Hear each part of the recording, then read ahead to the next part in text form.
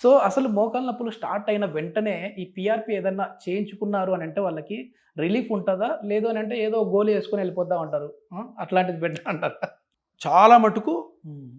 కూర్చొని చేసే పనులే. కొంతమంది నిలబడి చేస్తారు. మొత్తానికి లేడీస్ అందరికి ఫ్యాన్ అయిపోతారు సార్ మీరు ఈ మాట చెప్పారంటే. లేడీస్ కోపం కూడా వస్తుంది నా మీద. నేను పని చేయొద్దు అంటాడు.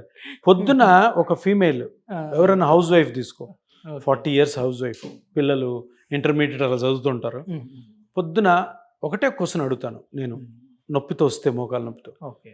పొద్దున 6కి లేస్తావు కదమ్మా, మధ్యాహ్నం 2 వరకు, 6 నుంచి మధ్యాహ్నం 2 వరకు, దగ్గరగా 8 గంటలు అనుకో, ఎంతసేపు కూర్చుంటావు నువ్వు అని అడుగుతారు. కూర్చుంటావు.